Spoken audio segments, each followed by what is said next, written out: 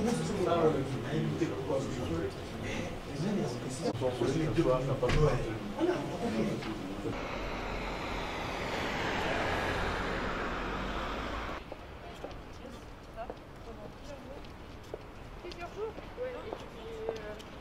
le fils et moi je vais aller sur l'hôtel là. Ah bon? Tu vas pas partir? Ah bah je vais la laisser t'apporter sur le pied.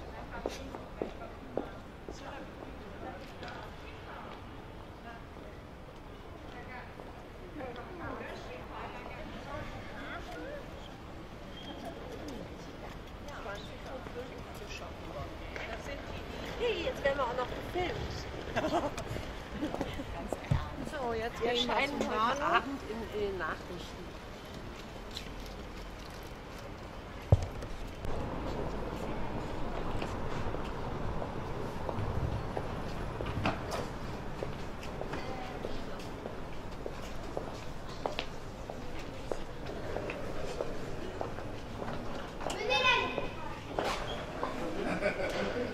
Salut.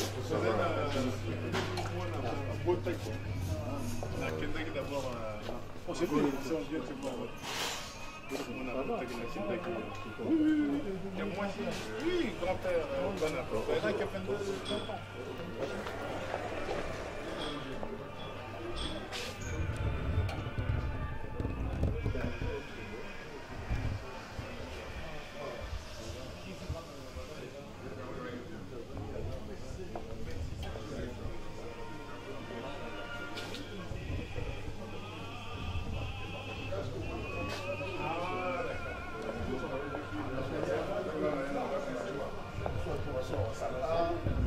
Soit la décoration, soit...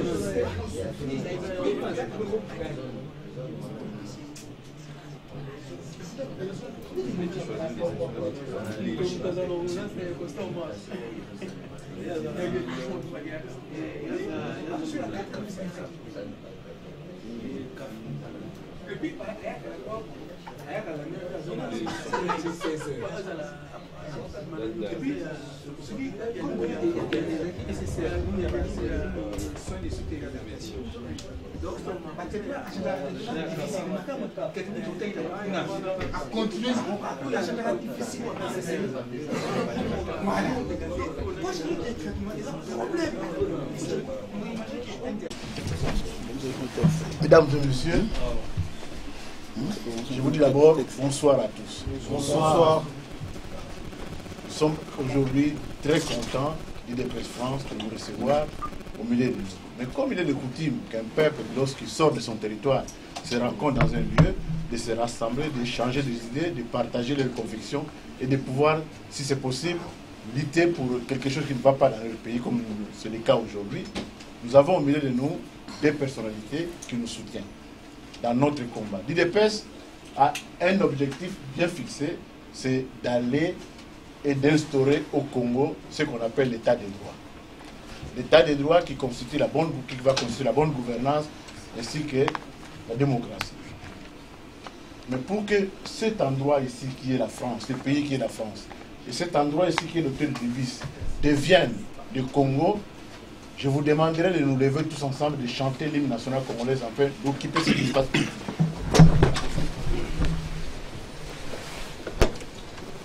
Nous chanterons la congolaise, s'il vous plaît. Debout, Congolais, unis par les sorts, unis dans l'effort pour l'indépendance. Deux hommes nos fronts, longtemps courbés, et pour les bons, prenons les plus bel élan dans la paix au peuple ardent. Par les labels, nous bâtirons un pays plus beau qu'avant, dans la paix citoyenne.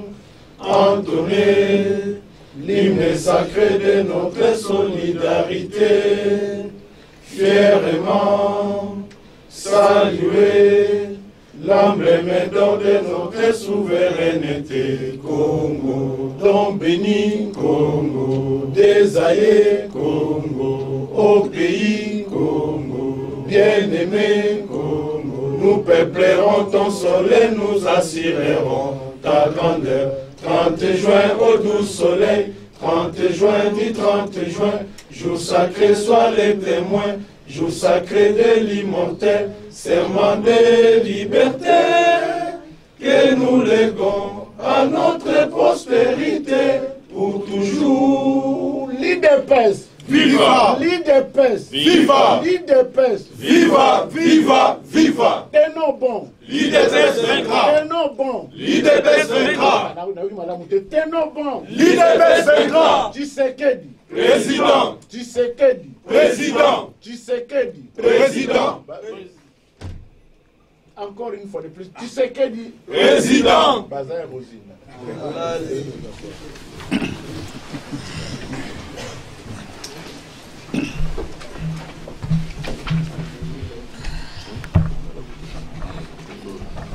Chers amis et frères, chers combattants, si nous sommes là aujourd'hui, c'était une rencontre citoyenne. Vous avez vu, on n'a pas fait une grande publicité pour pouvoir amener tout le monde.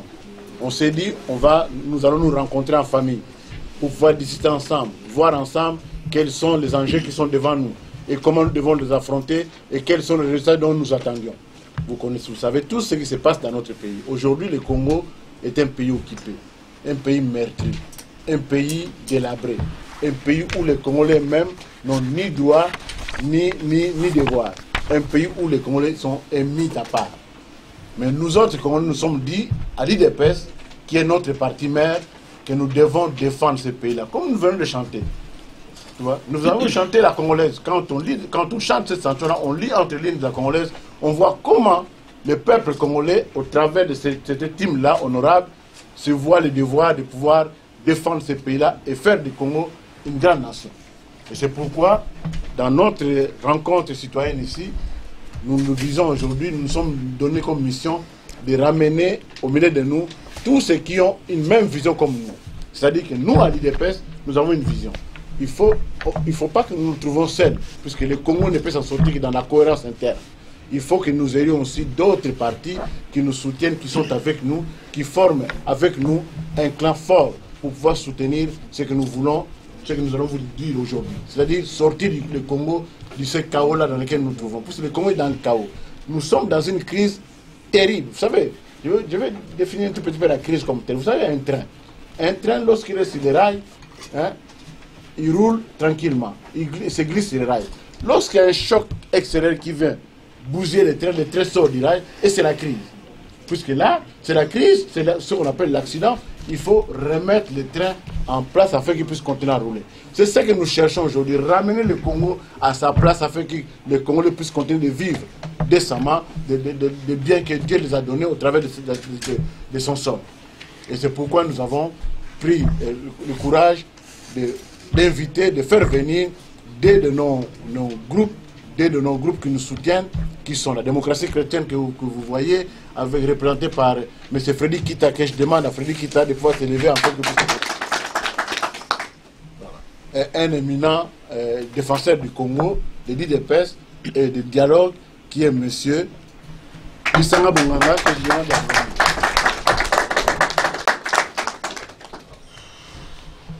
cette soirée s'organisera comme telle. Nous laisserons le temps à nos deux comme invités de pouvoir présenter un peu la situation telle qu'ils nous voient et au travers du pays aujourd'hui. Après cela, ceux qui voudront poser des questions pour des choses ou bien pour des sujets qui sont tabous pour eux, qui ne comprennent pas, peuvent poser des questions. On le fera dans l'ordre de la discipline. Chacun aura son temps de poser la question et on attendra la réponse par rapport aux orateurs tels que nous sommes là. Donc il n'y a pas à se précipiter. Si vous voulez prendre une photo, on ne se précipite pas, parce que je l'ai remarqué à 2 ou 3 reprises, à chaque fois, les gens se précipitent, ça sème du désordre. On ne se précipite pas, on n'est pas nombreux, on n'est pas des millions, on va faire nos photos tranquillement et poser nos questions, attendre la réponse. Nous ne sommes pas là pour qu'il y ait choc de chamaillade, non. Nous sommes là pour qu'on puisse trouver des solutions en parlant ou bien en communiquant avec vous pour le bien-être des Congolais. Voilà. Je me limite là et je peux passer la parole à... Freddy, on commencera par M. Lissanga, s'il vous plaît.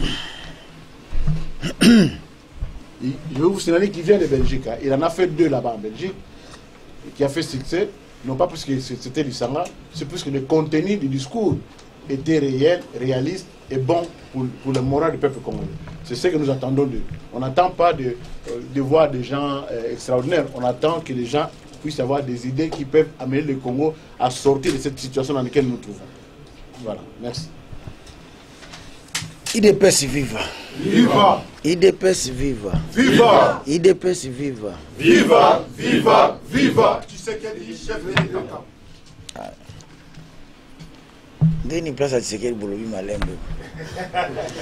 IDPS viva. Viva! IDPS viva. Viva! IDPS viva. Viva! Viva! Viva! Tshisekedi, chef de l'État. Nous allons commencer par là où le président a terminé en disant que nous étions en Belgique, ça c'est vrai. Nous venons de là et cette nuit nous allons encore rentrer en Belgique. Parce que demain on sera avec le président pour préparer le retour de Kinshasa. Donc je dois rentrer cette nuit en Belgique. Comment vous voulez vous retrouver dans un combat de 3 où Kabila lui-même en a 2? Il a la CENI et il a lui-même, Kabila, majorité, et vous venez opposition. Et cette opposition, le leader vous dit non, il ne faut pas qu'on y aille là-bas, donc moi, je ne suis pas concerné. Vous allez aller une fraction de l'opposition contre quelqu'un qui amène 2. C'est quel dialogue?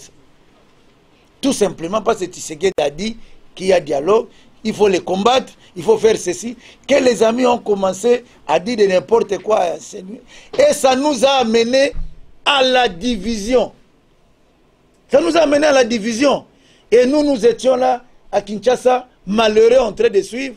Mais comment en Europe, nos amis, les combattants, les défenseurs de la liberté, peuvent aujourd'hui se déchirer et les gens en train de dire non, mais aujourd'hui, il ne nous reste qu'à les dire non, voilà ce qui s'est passé, on ne comprenait pas, parce que vous aviez raison. C'est le jour où il a dit, ce n'est pas ça le dialogue que je demande. Et Kabila et tout le monde qui pensait, qui ne comprenaient pas encore Tshisekedi, ils ont compris qui est Tshisekedi. Et c'est là où nous sommes. Mais nous ne pouvons pas ne pas répondre à la préoccupation. Pourquoi le dialogue? Pourquoi le dialogue? C'est ça l'élément important. Pourquoi le président Tshisekedi a compris que je dois donner la feuille de route pour le dialogue? Plusieurs éléments, mais je peux citer quand même certains éléments importants. Premier élément, la crise des élections, qui nous a mené à une certaine crise de légitimité. De toutes les façons, qui commence depuis 2006. À la seule différence qu'en 2006, il y a eu élection entre le président Bemba et Kabila. Et pour nous, à l'époque 2006, on dit non, c'est Bemba qui a gagné les élections. Mais à la seule différence qu'après, il y a une déclaration du président Bemba qui dit « Je m'investis dans l'opposition ». Ça s'appelle une reconnaissance tacite. Et il a compris que les élections étaient mal organisées, mais il dit « Je m'investis dans l'opposition ».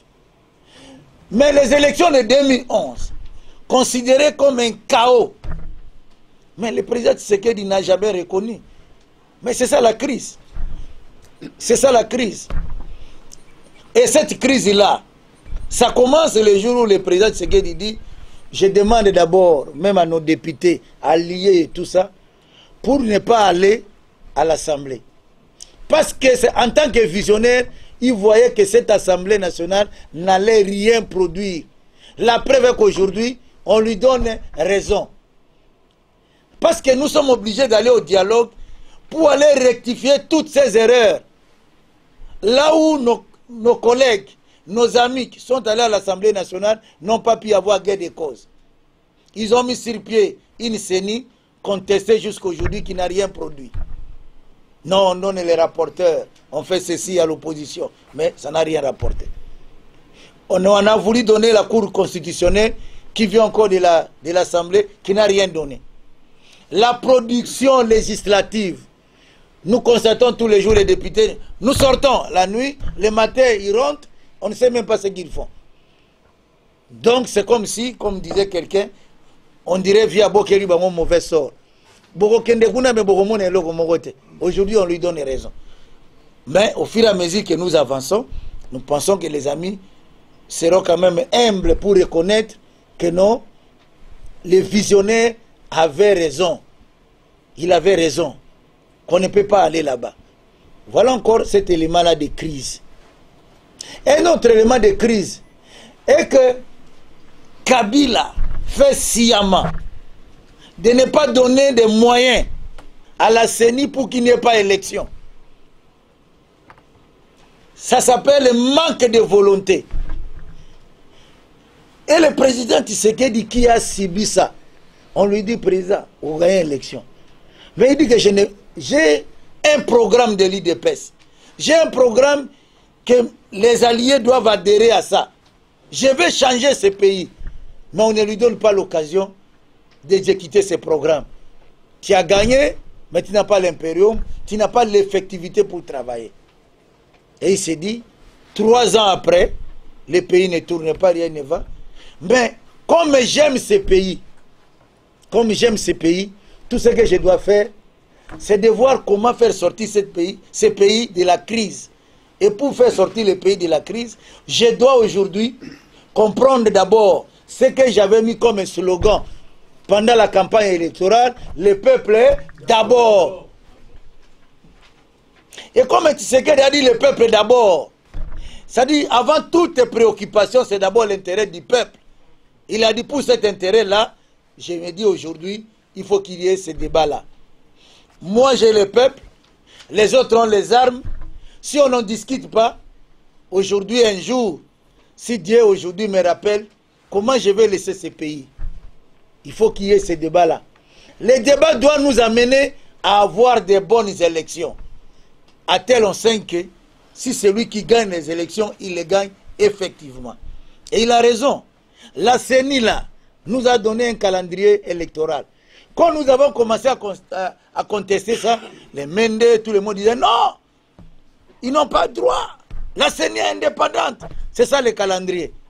Ça finit par donner raison au président Tshisekedi, parce que même Kabila vient de dire non, ce calendrier-là pose problème. Comme on dit, on lingala montala gisaganzela, on bazara toujours simani. Et maintenant, ils ont compris que Tshisekedi avait raison. Le calendrier est bloqué. Le calendrier est bloqué. Ce calendrier-là, si nous l'exécutons pour aller aux élections, il y aura encore une crise grave. La preuve est que le calendrier est dépassé.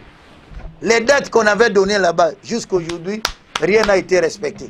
La preuve est qu'aujourd'hui, l'État congolais s'est comporté en bindo. Donc, l'État Sengibino Mbongo, $600, le président des partis donne l'argent, l'IDPS aligne des candidats, et on fait des comptes, on vous dit, élection en Ouézate. Aujourd'hui, les mamans sont dans la salle, vous prenez l'argent, vous donnez à maman une petite économie, les $600, tout ce que les partis pouvaient donner, ça pouvait générer aujourd'hui beaucoup d'argent. Et nous sommes là comme ça. L'État Ibibiso et les Congolais sont en train de se promener. L'État ne dit rien. Parce que quand on dépose l'argent à la CENI, on dit non, ça va au trésor public. Ça va là-bas, c'est les gens de Gérard et ailleurs, donc trésor public. Mais où est cet argent? Maintenant qu'il n'y a pas élection. Donc on nous a menti. L'État a menti. L'État s'est comporté en bindo et les Congolais sont là comme ça. Bon, on a vu ce qu'il y a. Ce sont des éléments de crise que nous sommes en train de voir comment on va s'en sortir. Le fichier électoral, et vous allez voir ce qui est grave. Et là, en passant, c'est comme j'ai dit hier aux amis en Belgique, avec nos amis des G7 qui étaient dans la salle, qui ont posé des questions. J'ai dit, mais oui, c'est bon. Mais aujourd'hui, Vous venez à peine d'arriver. Mais c'est normal. C'est dans une équipe de football. Vous n'allez pas dire aujourd'hui, vous arrivez aujourd'hui, vous pouvez s'en brassard à capitaine, ça ne se passe pas quand même comme ça. Et vous là, vous arrivez aujourd'hui, les 19, comme nous, et la base de l'IDPS, les jeunes gens là qui ont fait du travail, font des progrès, sur le terrain, en train de malmener les policiers, à ce moment-là, nos amis de G7 étaient dans la salle, en train de voter pour qu'on puisse changer la constitution. Et vous arrivez aujourd'hui, vous voulez faire des leçons même à Tshisekedi. Ça se passe comment? Nous ne disons pas que nous leur fermons la porte, mais nous leur demandons un peu d'humilité.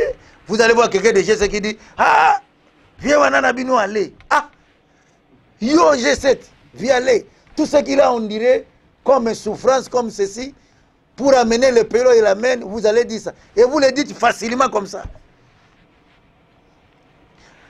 Vous prenez le fichier électoral, on vous dit que ça pose problème. Et l'OIF est venu pour dire, même dans ces fichiers-là, voilà ce qui arrive comme problème.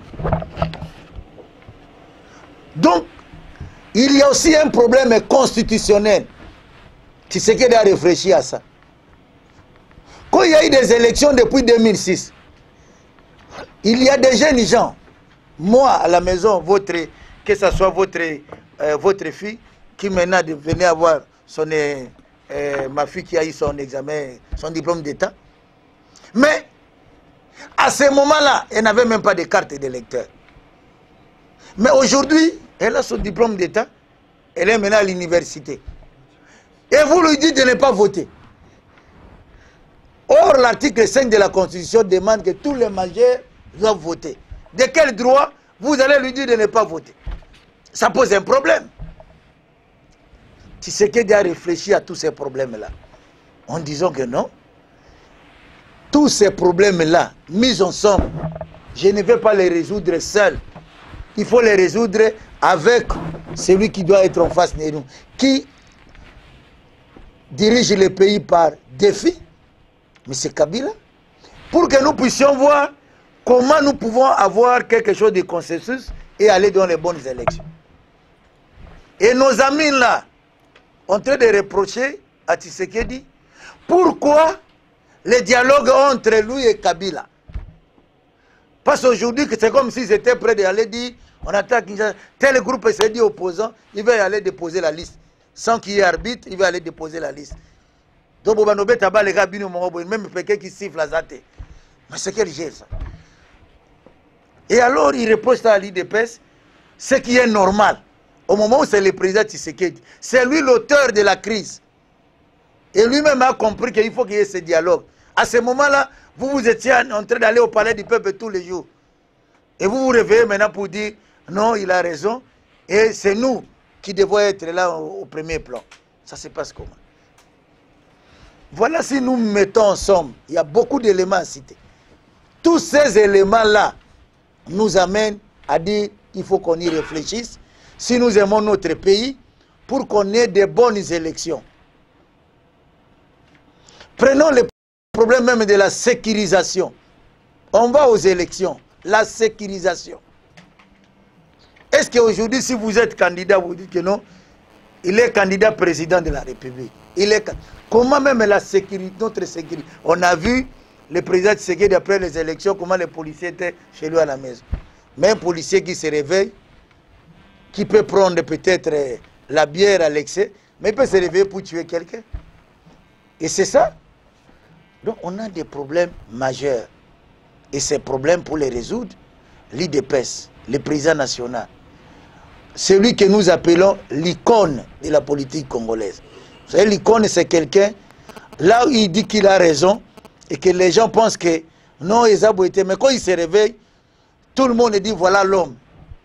C'est comme maintenant, quand nous rentrons à Kinshasa, tu appelles peut-être tes amis, dis boya kozonga à l'aéroport, tu descends là avec 4 et 5 personnes, au Télémina Sakino au Tambo. Mais quand le président Tshisekedi va arriver à Kinshasa, vous allez voir ce qui va arriver. Sans qu'on donne l'argent aux gens, mais vous allez voir comment le peuple va venir accueillir. Donc le peuple pense beaucoup à lui. Le peuple croit que cet homme peut nous amener quelque part.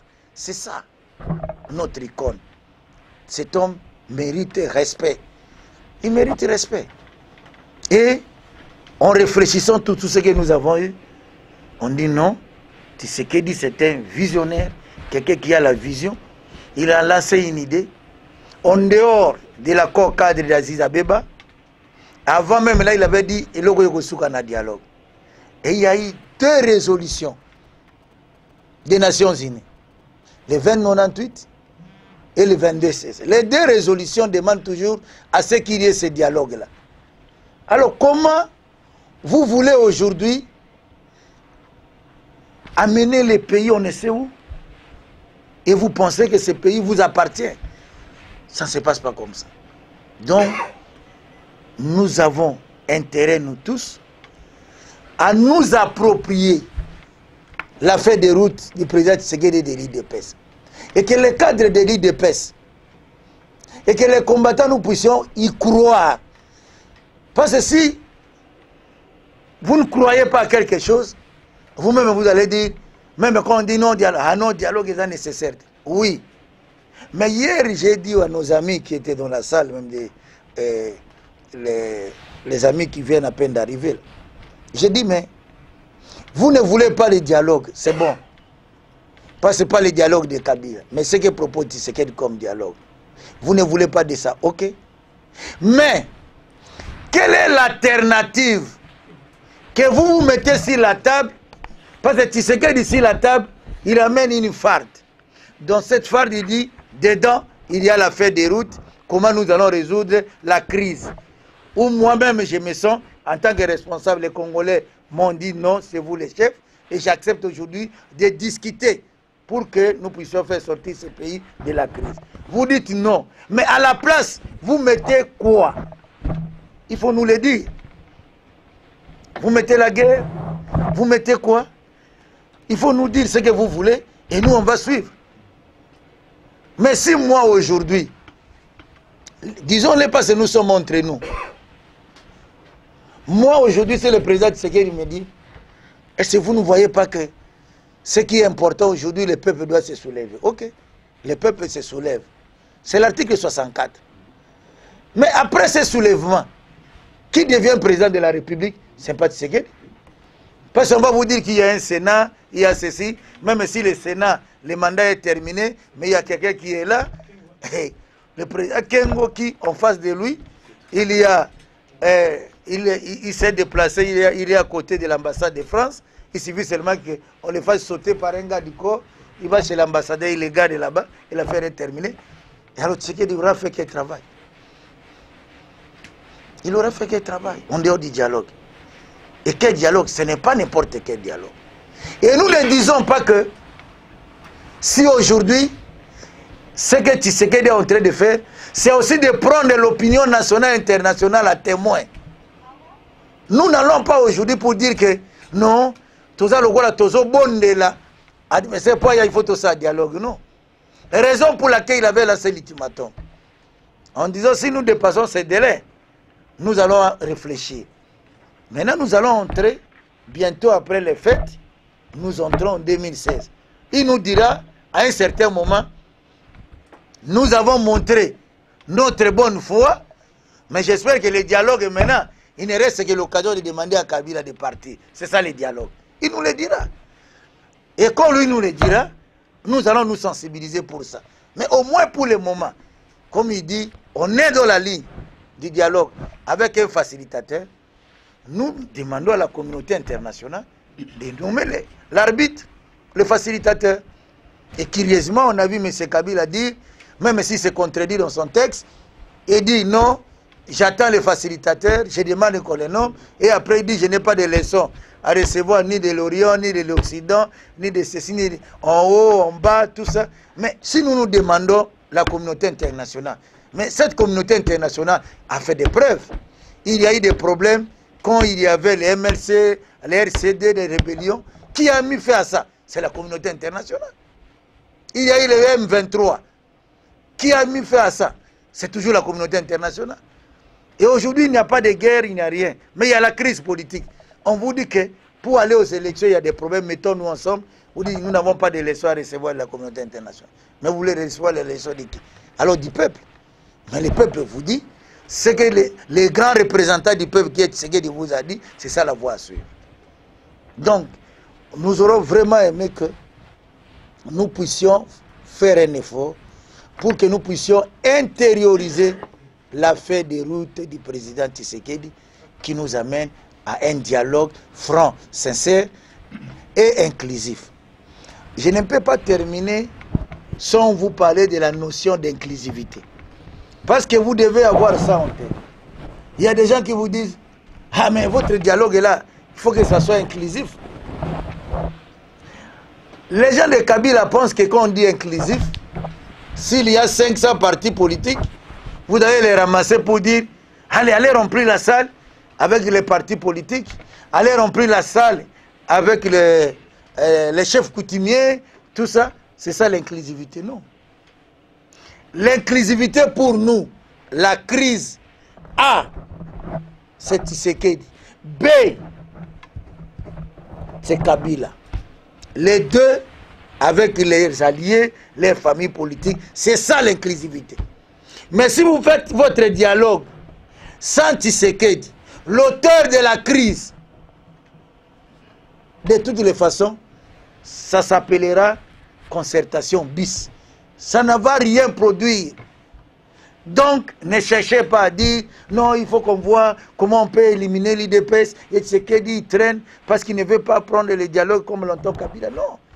Le dialogue, ce n'est pas comme il l'entend. Le dialogue, c'est celui qui a présenté la feuille de route et qui a demandé à la communauté internationale, telle que réalisée par l'accord cadre et les résolutions des Nations Unies. Si nous le faisons comme ça correctement, alors à ce moment-là, voilà la notion d'inclusivité. Parce que les parties prenantes de la crise, on ne peut rien parler des parties prenantes de la crise sans parler de l'IDPS, sans parler de Tshisekedi. Parce que cette crise est née de ces élections, où on nous disait, au Katanga, il y a une ville, il y avait 500 000 inscrits. Pendant des années, il n'y a pas eu de cas de décès, il n'y a rien eu des absents. 500 000 inscrits, 500 000 ont voté, 500 000 ont voté pour Kabila. Et ce qui est grave, est que quand nous voyons aujourd'hui les G7, les grands teneurs sont des cadans. Je leur ai dit, mes chers frères, si en 2011, vous vous étiez réveillés comme ça, pour dire aujourd'hui, 2011, on prend les Moïse Katumbi, on prend les doyens Mwando, on prend les Kyungu, tout ça. Pour dire, parce que Kyungu, quand Tshisekedi est arrivé, il cherchait, il dit non, Tshisekedi c'est un frère. Qu'est-ce que je dois faire parce que ou l'accueillir ou pas? Il devait chercher comment faire, même pour ne pas avoir de problème avec Kinshasa. Et Tshisekedi lui a dit, je vais dormir chez mon frère Kyungu. Mais si à ce moment-là, il avait accepté, il avait mobilisé les gens, que ce soit lui, que ce soit Moïse, les deux là, les moines de tout ce monde, s'ils pouvaient mobiliser la base, est-ce que même s'il y avait cas de fraude, Kabila allait oser dire qu'il est président? Non. Et voilà, ils se réveillent en retard. Nous ne leur fermons pas la porte, mais nous leur disons qu'ils reconnaissent quand même qu'il y a un numéro 1 autour, et le numéro 1 c'est Tshisekedi. Et on leur ouvre la porte, ils viennent, ils disent, bon voilà, moi j'avais fait ceci. De la même manière que nous avons dit à notre frère Kamere à son temps, tu prends seulement une feuille comme ça, une feuille comme ça, une comme ça. Tu écris, moi, monsieur Kamere, voilà pourquoi j'ai quitté Kabila. Ouais, c'est tout.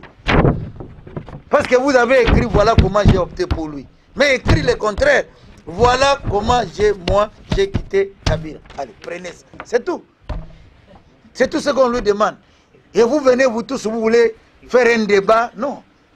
Tshisekedi ne ferme pas la porte. Mais il vous demande que vous tous là, vous puissiez reconnaître les combats qu'il a menés. Quand vous étiez là-bas, en train de jouir, en train de faire ceci, et que vous venez, il vous ouvre la porte, alors soyez humbles et reconnaissants que dans toutes tes rencontres, dans toutes tes maisons, il y a toujours un responsable.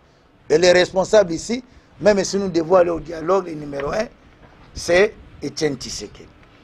et lui ne ferme pas la porte. Si on lui dit vous irez au dialogue, il faut peut-être 50 personnes. Les autres disent non, nous aussi nous voulons venir. Nous reconnaissons que ce que nous avons proposé comme trilogie, ça ne tient pas, on vient chez vous, il n'y a pas de problème. Mais venez calmement et ne venez pas surtout la nuit, venez la journée.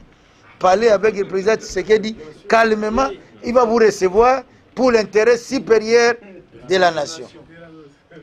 Voilà au moins dans une introduction très brève ce que nous avons voulu dire et que l'essentiel c'est le jeu de questions qui peut nous amener à éclaircir ce que nous avons dit à propos de l'affaire des routes du président Tshisekedi. Merci. Comme nous le savons tous. Donc, nous devons régler les problèmes de cette crise post-électorale à travers les dialogues. Mais pas n'importe quel dialogue. Si vous regardez même nos archives, vous allez comprendre que la démocratie chrétienne ou la majorité française populaire, donc la majorité de M. Tshisekedi, depuis le 17 avril 2012, nous avons toujours exigé le dialogue pour que M. Kabila remette l'impérium à Etienne Tshisekedi. On ne peut pas oublier notre histoire. Il y a un conflit. Quand il y a un conflit, nous sommes devant tout, il faut palabrer. Mais on palabre toujours devant un arbitre, comme vient de dire Lissana Bongang. L'autre arbitre, c'est qui? C'est les Nations Unies, parce que la RDC est membre des Nations Unies. Donc ce sont les nations qui sont unies et il y a des gens, des arbitres, qui doivent arbitrer un peu ces conflits-là. Donc je crois que ça c'est un faux débat. Quand on parle de Tshisekedi à bouffer, de toute façon, nous les Congolais, nous qui fréquentons le président Tshisekedi, moi, des fois au pays, je le vois.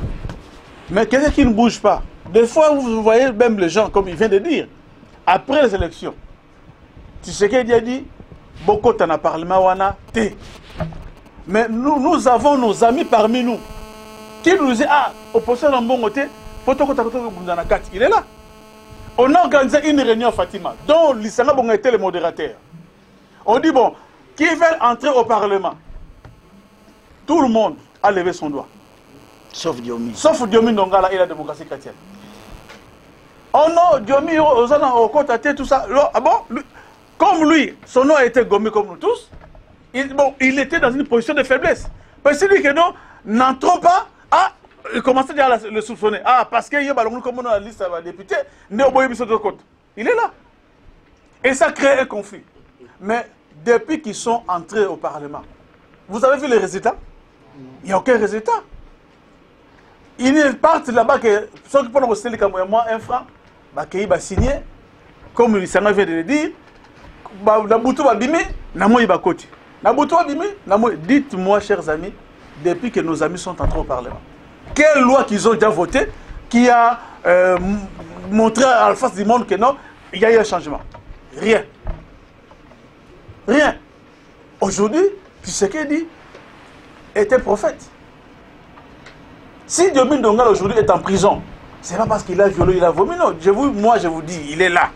Diomi n'a jamais violé ses filles et il ne les connaît même pas. Ce sont des prostituées qui Francis Kalombo, le colonel Kanyama, Kalev et le procureur général de la République ont monté comme scénario. Moi-même qui vous parle, j'ai été aussi plusieurs fois convoqué.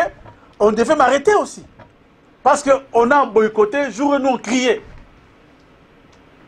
On était convoqué une fois d'ailleurs, j'ai réussi la convocation de la force navale.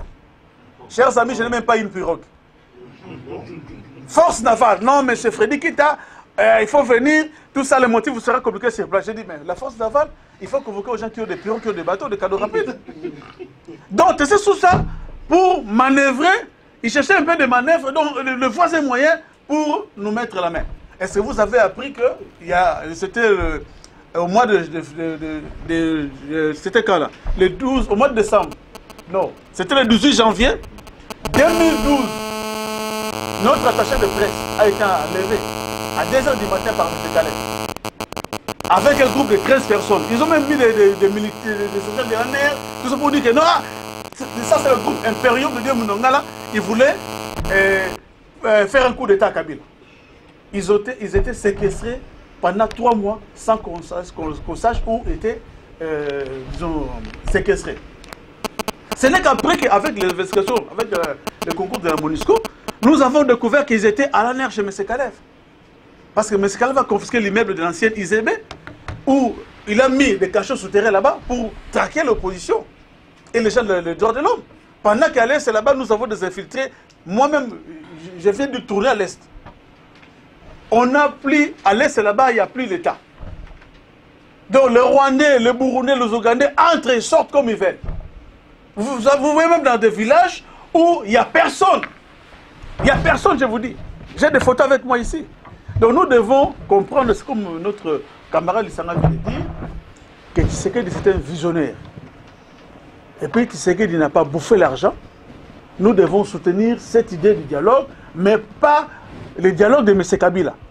Donc Kabila doit venir dans ce dialogue-là comme tout le monde, pas comme chef de l'État. Parce que nous avons notre chef de l'État qui est Etienne Tshisekedi. Et aussi, ils ont leur chef de l'État sortant, comme on l'a toujours dit, qui est M. Kabila. Donc nous devons palabrer, nous devons discuter pour régler ce conflit de poste électoral. Sinon, chers amis, je vous dis, il n'y aura pas d'élection en 2016, il n'y aura pas d'élection en 2017, jusqu'à 2020, il n'y aura pas d'élection si on ne dialogue pas, si on ne met pas le point sur les i. Je vous remercie.